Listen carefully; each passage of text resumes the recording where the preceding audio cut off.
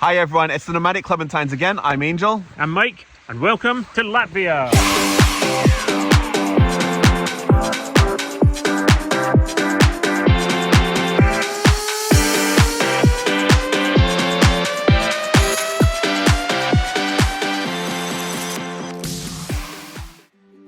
After a hectic few weeks traveling around Scandinavia and Estonia, we arrived in Latvia and it was time for us to relax.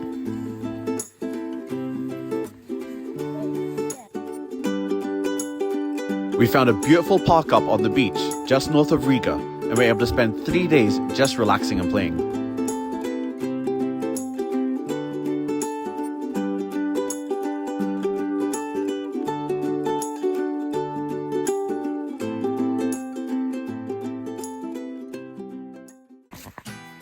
Just up the coast from Vasas was Veczemju Klintis.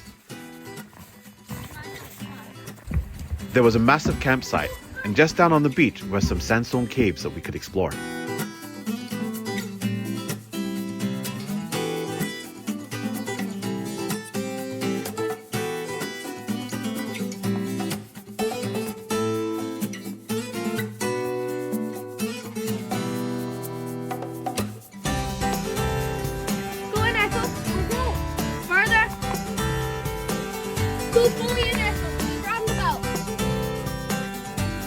We also found this boat, but on closer inspection, it just turned out to be a sauna in the middle of the woods.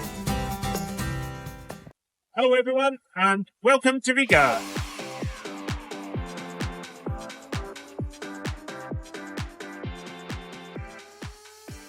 It's been 2 months since we've seen one of these, so It's so good, so good. we had to stop in and get one.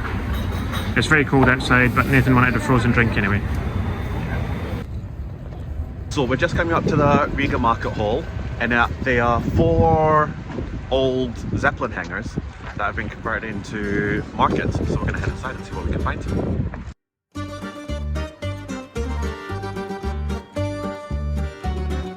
We're just in one of the hangars at the moment, and this one just seems to sell a lot of meat products.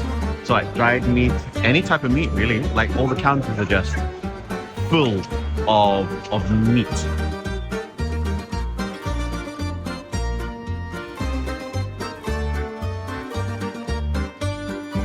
Hey Nate, what are you thinking about the meat hall? Not that. Is it too many dead animals? Yeah, no, I agree as well. There's literal pig legs. I know, but they do get eaten. Yes. So Nate, how are you finding the sweets and cakes bowl better than the meat hall? So much better. So much better. Olives. Nice olives, and we've just bought some cookies as well. I've just had to step outside one of the pavilions for a moment because we walked in and it was just fish. And one of the things that I can't eat is fish, and the smell is just overwhelming. I mean, the boys are in there having a great time looking at all the dead fish and octopus and squids and things like that, but I needed to get out of there. Just walking around Riga at the moment, and the moment you hit the old town, like the architecture just changes like so quickly, and it's beautiful. The buildings are stunning.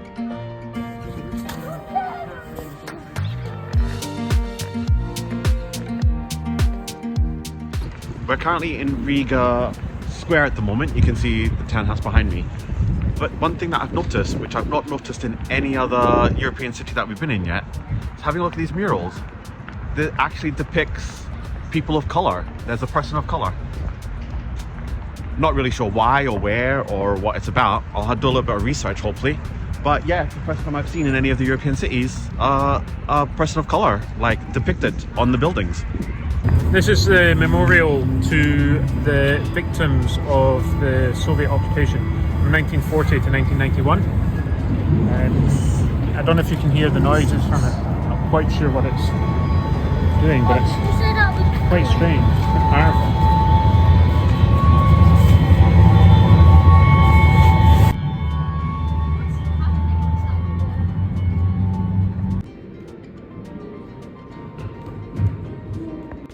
One place that we've just come in to have a look at is the Occupation Museum in Latvia. don't really know much about Latvian history, so we're hoping that this place explains a lot to us and tells us a bit about how Latvia became Latvia.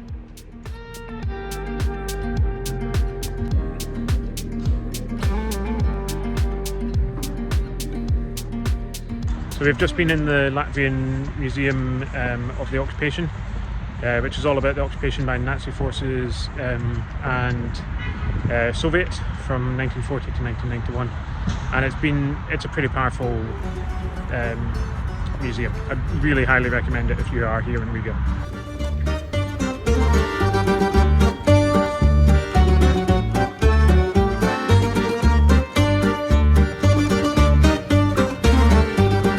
We're on the bank of the river, and I'm not going to try and pronounce the name, but we've just seen the statue of Lilas Kristaps, and it's a really interesting story. It's a story about how Riga was founded. It was a man who carried people across the river back and forth, and one night he heard a child crying, and he carried the child, and when he got halfway across the river, the child suddenly became heavier. But he continued to carry the child and fell asleep with exhaustion on the other side. When he woke up the next morning, the child was gone and there was a chest full of gold. And apparently that gold was used to found the first buildings for Riga. Yeah, that's what you need to do for the RV.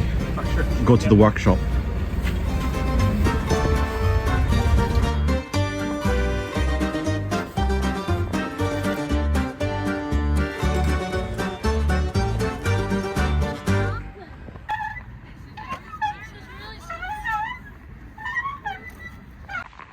Last night we went home from Riga early because the boys were tired and it was just time for us to go. So we've come back in today and we're exploring a bit more, and today just happens to be Latvian Independence Day. Yeah. So party time. We're going to see what there is in town. I think there's a few concerts, there's a parade. Yeah, various bits and pieces on, and there's flags absolutely everywhere. Everywhere. So hopefully we can find some good things to do and see. On our way to the parade, we passed through parts of town that we hadn't had a chance to see the day before. Why can you not go in? We visited the Nativity of Christ Cathedral before heading over to the Art Deco district. Looking through the Art Deco district, I was in absolute awe. These buildings were stunning.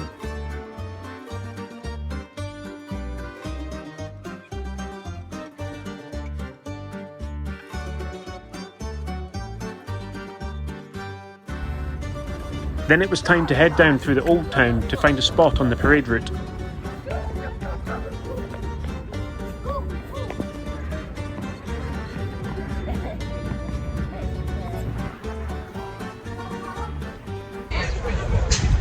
It's a bit busier in Riga today. My goodness, there's a lot of people about. And up in the tree, there's a wild maiden.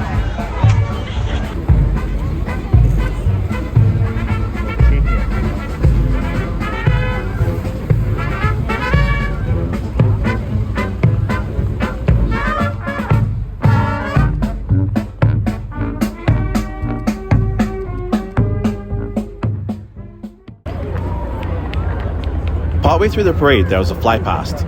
No prizes for guessing who was the most excited though.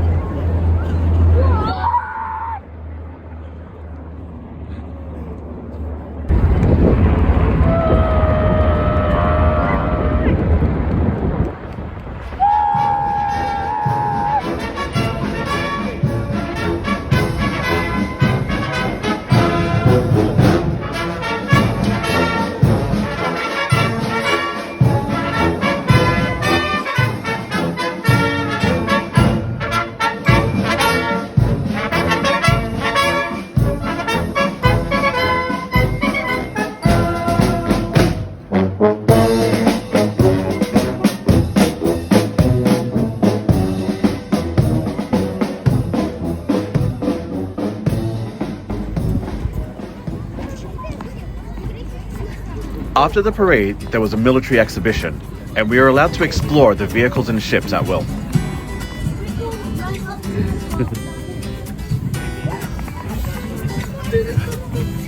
I'm excited because we're on this.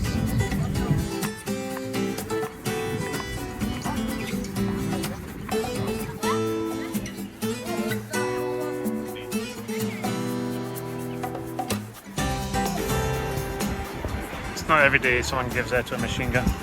Can't think why.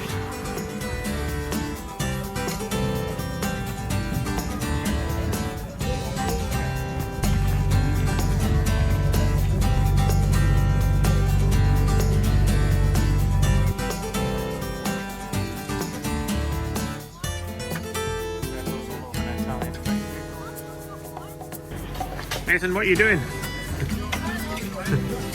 Just standing on top of a big artillery piece. Having a great time up here.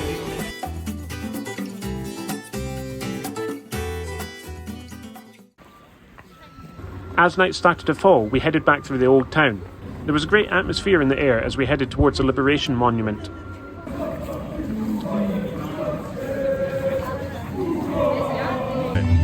There's a timer over here, and Nathan is positive that there's going to be Fireworks.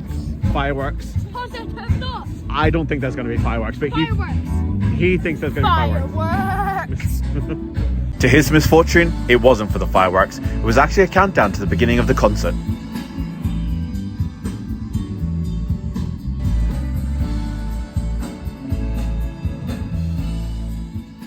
After an amazing few days in Riga, it was time to hit the road. And believe me, the next few places we stopped at were very interesting. So, there's something that's a bit weird around here. And no, it's not them. No.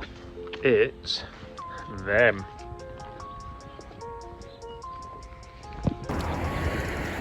Boys, what do you reckon? No. Just no.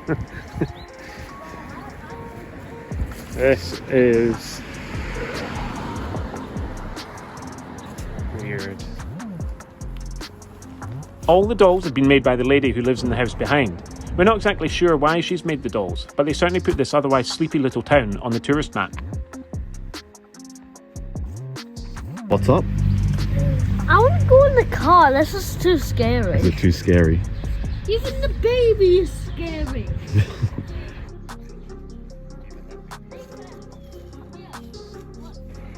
Certainly one of the more interesting little diversions we've had here. So weird.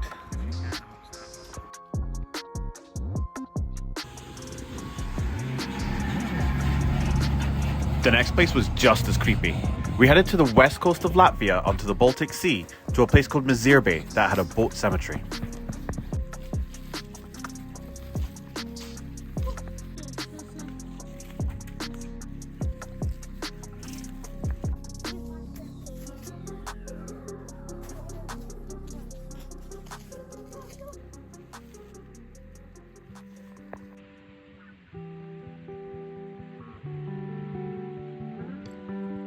Been to a few different places today. We're now just finishing our day here on the Baltic coast at sunset.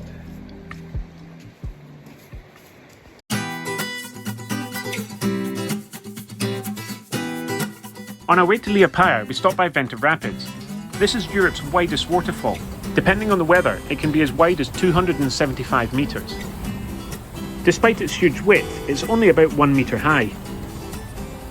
After a quick stop in Veczemju Rapid, it was time for our final destination in Latvia, Artillery Battery number 3.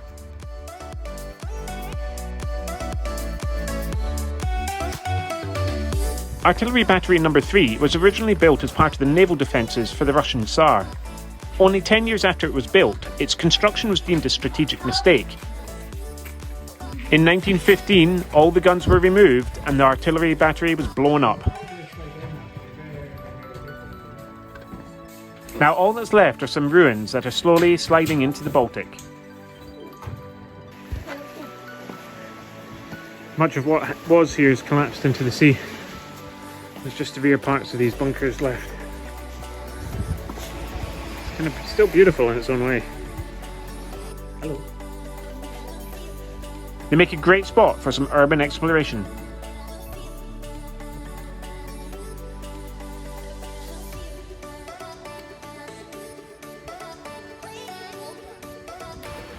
So we're still here at the fort, and it's there's some pretty cool graffiti here. Yeah, but definitely immediately look like a spider. Oh, you always look like a spider, Ethel.